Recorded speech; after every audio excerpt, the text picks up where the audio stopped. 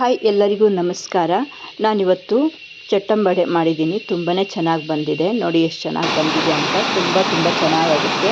ಈ ಮಳೆ ಒಂದು ಕಡೆ, ನಾವು ಈ ಥರ ತಿಂಡಿನ ಇನ್ನೊಂದು ಕಡೆ ಬಿಸಿ ಬಿಸಿಯಾಗಿ ತಿಂತಾ ಇದ್ದರೆ ತುಂಬಾ ಚೆನ್ನಾಗಾಗುತ್ತೆ. ಮಳೆಗೆ ಏನಾದರೂ ತಿನ್ನಬೇಕು ಅನ್ನಿಸ್ತಾಗಲ್ಲ, ಈ ಥರ ಮಾಡ್ಕೊಳ್ಳಿ, ತುಂಬ ಚೆನ್ನಾಗಿ ಬರುತ್ತೆ. 1 ಕಪ್ಪಷ್ಟು ನಾನು ಕಡಲೆಬೇಳೆ ಮತ್ತು 1/4 ಕಪ್ಪಷ್ಟು ಉದ್ದಿನಬೇಳೆನ ಈ ಥರ ಹಾಕಿ ನೆನೆಸಿ ಒಂದು ಸೈಡ್ ಇಟ್ಕೊಂಡಿದ್ದೀನಿ. ಹಾಗೆ ಒಂದು ಸ್ವಲ್ಪ ಈರುಳ್ಳಿನ ಈ ಥರ ಕಟ್ ಮಾಡ್ಕೊತಾ ಇದ್ದೀನಿ. ಈ ಥರ ಕಟ್ ಮಾಡಲಿಕ್ಕೆ ನಾನು ಇದನ್ನು ತಗೊಂಡಿದ್ದೀನಿ ಜಾತ್ರೆ ಟೈಮಲ್ಲಿ. ತುಂಬಾ ಚೆನ್ನಾಗಿ ಬಂತು ನನಗೆ. ತುಂಬ ಅಂದರೆ ಈರುಳ್ಳಿ ಎಲ್ಲ ಕಟ್ ಮಾಡಲಿಕ್ಕೆ, ಬಾಳೆಹಣ್ಣು ಕಟ್ ಮಾಡಲಿಕ್ಕೆ, ಹಸಿಮೆಣಸು ಕಟ್ ಮಾಡಲಿಕ್ಕೆ, ಇದಕ್ಕೆಲ್ಲ ತುಂಬ ಚೆನ್ನಾಗಾಗುತ್ತೆ ಇದು. ಹಾಗಾಗಿ ತೊಗೊಂಡೆ. ಈ ಥರ ಒಂದು ಬ್ಲೇಡ್ ಕೂಡ ಕೊಟ್ಟಿರ್ತಾರೆ. ಈ ಥರ ಅದರ ಮಧ್ಯೆ ಇಟ್ಬಿಟ್ಟು ಈ ಥರ ಕಟ್ ಮಾಡಿ ಎಲ್ಲ ಹಾಕ್ಕೊಂಡ್ರೆ ತುಂಬ ಚೆನ್ನಾಗಿ ಬರುತ್ತೆ. ನೋಡಿ, ಹಸಿಮೆಣಸು ಕೂಡ ಅದಕ್ಕೆ ಹಾಕ್ಕೊತಾ ಇದ್ದೀನಿ ನಾನು ಮುರಿದು. ಹಾಗೆಯೇ ಸ್ವಲ್ಪ ಶುಂಠಿ ಕೂಡ ಈ ಥರ ಕಟ್ ಮಾಡಿ ಅದಕ್ಕೆ ಹಾಕ್ಕೊತಾ ಇದ್ದೀನಿ. ಎಲ್ಲ ಮಿಕ್ಸ್ ಆಗಿ ಒಂದು ಸಲ ಕಟ್ ಮಾಡಿಕೊಂಡ್ರೆ ಚೆನ್ನಾಗಾಗುತ್ತೆ ಅಂತ.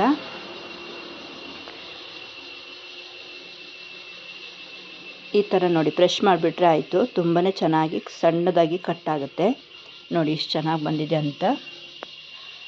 ಈರುಳ್ಳಿಗೆ ಹೆಚ್ಚಬೇಕಾದ್ರೆ ಕಣ್ಣಲ್ಲೆಲ್ಲ ನೀರು ಬಂತು ಅನ್ನೋ ಹಾಗಿಲ್ಲ. ಇದೊಂದು ಚಾಪರ್ ಇದ್ದರೆ ತುಂಬಾ ಚೆನ್ನಾಗಾಗುತ್ತೆ. ಇದನ್ನ ಇವಾಗ ಕಟ್ ಮಾಡ್ಕೊಂಡಾಯಿತು. ಹಾಗೆಯೇ ಇನ್ನೊಂದು ಪಾತ್ರ ತೊಗೊತಾ ಇದ್ದೀನಿ. ಅದಕ್ಕೆ ನಾನು ಇದನ್ನೆಲ್ಲ ಕಟ್ ಮಾಡಿದ್ದನ್ನು ಹಾಕ್ಕೊತಾ ಇದ್ದೀನಿ. ಶುಂಠಿ, ಮೆಣಸು ಮತ್ತು ಈರುಳ್ಳಿ ಅಷ್ಟೇ ಕಟ್ ಮಾಡಿ ಹಾಕ್ಕೊಂಡಿದ್ದೀನಿ.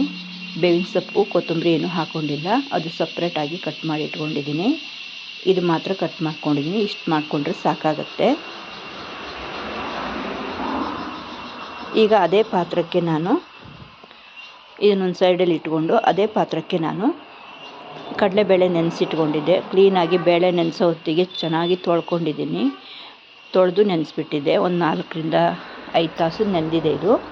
ಅದನ್ನು ಇದರಲ್ಲಿ ಹಾಕಿ ಪುಡಿ ಮಾಡೋಣ ಅಂತ ಮಾಡ್ತಾಯಿದ್ದೀನಿ. ಬರ್ತದೆಯೋ ಇಲ್ಲೋ ಗೊತ್ತಿಲ್ಲ. ಎಷ್ಟಾಗುತ್ತೋ ಅಷ್ಟು ಮಾಡೋಣ, ಇದರಲ್ಲೇ ಬಂದರೆ ಮಾಡ್ರಾಯಿತು ಅಂತ ಮಾಡ್ತಾಯಿದ್ದೀನಿ.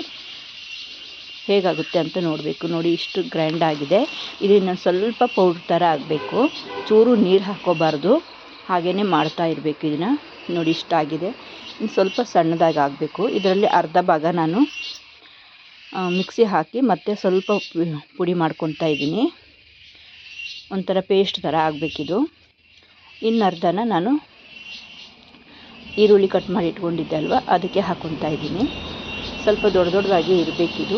ಅದು ತುಂಬ ದೊಡ್ಡದಾಯಿತು ಅಂತ ಸ್ವಲ್ಪ ಒಂದು ಅರ್ಧ ಭಾಗದಷ್ಟು ಮಿಕ್ಸಿನ ಮಾಡ್ಕೊತಾ ಇದ್ದೀನಿ. ಅರ್ಧ ಭಾಗನ ಇದಕ್ಕೆ ಸೇರಿಸಿ ಮಿಕ್ಸ್ ಮಾಡ್ಕೊತಾ ಇದ್ದೀನಿ. ಇದರಲ್ಲೇ ಚೆನ್ನಾಗಾಗುತ್ತೆ ಅಂತ ನಾನು ಮಾಡಿದೆ. ಅದು ನೋಡಿ ತುಂಬ ಸ್ವಲ್ಪ ದಪ್ಪದಾಗಿ ಆಗ್ಬಿಡ್ತು.